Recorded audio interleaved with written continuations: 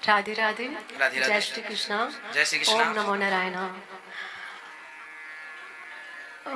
गुरु जी, मैं आपसे ये प्रश्न करना चाहती हूँ कि मुझे बहुत अच्छा लग रहा है कि जो मैंने 2002 में जो इच्छा की थी कि बूढ़ों के लिए मैं कुछ कर सकूं, इस तरह का जैसे आप कर रहे हैं वो कार्य कि उनका कोई वृद्धाश्रम बना सकूं और उनकी टांगें दबाने का, ये अभी तक मेरे पास वो वोशर्स पड़े हुए हैं।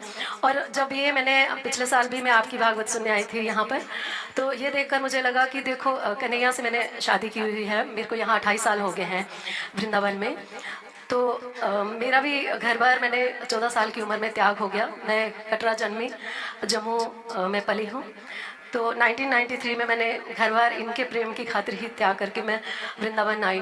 पर 14 साल के लिए मैं तब के लिए निकल गई थी। और वापस जब भी मैं 2012 में इनसे शादी करके यहाँ पर आई, और मेरी बड़ी इच्छा थी कि मैं ऐसे ऐसे ही कार्य करूँगी कि वृद्धाश्रम बनाऊँगी, उनकी सेवा करूँगी।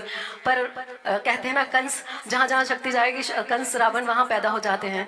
तो कंस ने आते ही यहाँ पर मेरा मतलब ये आपके पड़ोस में ही है वो यहाँ का माना हुआ कंस, जिसने मेरा चोरी किया लाखों का, जो मेरे द्वारिका में शादी की। चलो वो भगवान की यादें थी जिसमें भगवान ने मुझे जो भी प्रकट करके दिया, या जो भी मतलब फोटोग्राफ तक नहीं छोड़ी, मेरा जो मेरी पूंजी थी वो सारी जो मैं आश्रम पे लगाना चाहती थी वो सब चोरी किया उसने।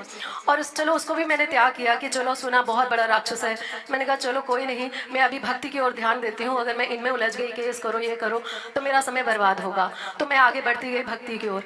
पर उसने षड्यंत्र रचना आज तक नहीं छोड़ा है। 4 जगह जहाँ मैं कथा कब से सुन रहे हैं आप? मैं कथा तो लाइक 1993 से ही सुन रही हूँ, पर आपकी जो कथा है जब से आप कथा कर रहे हैं तब से सुन रही हूँ। और वो इतना अच्छा लगता है कि चलो मैं कहती हूँ कन्हैया, मैं तो ऐसा कार्य नहीं कर सकी, लेकिन आपका पोता अनिरुद्ध जी जो हैं वो कर रहे हैं, तो मुझे बेहद खुशी होती है कि भाई आपके पोते जी, आप साक्षात वही अनिरुद्ध जी हैं। क्योंकि कोई पहचान नहीं कर सकता आत्माओं की, तो मुझे साक्षात आप वही अनिरुद्ध जी लगते हैं।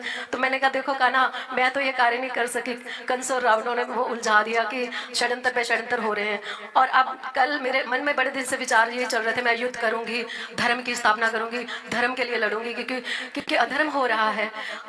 उस राक्षस ने यहाँ तक इतना कराया कि भागवतों में भी जहाँ जहाँ मैं भागवत जाती तो उसने एंट्री तक बंद मेरी करवाई गई कि भाई मीरा आए तो उसको कहना कि दरवाजे पर ही किसी को भेज दिया जाता। कोई बात नहीं, पुरानी बातों को आप मत याद कीजिएगा, बस भगवान का चिंतन कीजिए। भक्तों को एक बहुत बड़ा परहेज करना चाहिए इस बात से कि हमारे कोई अपमान किया है, हमारे बारे में किसी ने गलत कहा है, हम उसे नजरअंदाज करते हो, केवल भगवान में मन लगाएं। क्योंकि राणा ने जब मीरा को जहर दिया था, उसके बाद मीरा की सास ने उन्हें बहुत कुछ गंदा कहा था, लेकिन किसी भी प्रकार से उन्होंने कुछ ना कहकर, यदि हम रिवर्स चले जाएंगे पीछे की तरफ तो हम दुखी हो जाएंगे, भगवान से छूट जाएंगे। इसलिए सब भूल कर जब मन भगवान में लगाए हैं पूर्ण रूप से उनके होकर, बस वही है हमारे, तो दूसरा कोई नहीं।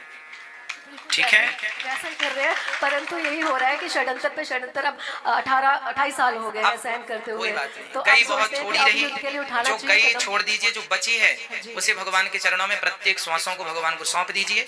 बस यही सार है जीवन का। सबके साथ बहुत अच्छा भी होता है, बहुत बुरा भी होता है। इस संसार में अच्छे लोग भी हैं, बुरे लोग भी हैं, पर बुरे लोगों से बचते हुए हमें भगवान की ओर चलना चाहिए। और सच्ची बताएं, जो भगवान का हो जाता है उसके रक्षक भगवान ही होते हैं, बाल विवाह का कोई नहीं कर सकता आपका।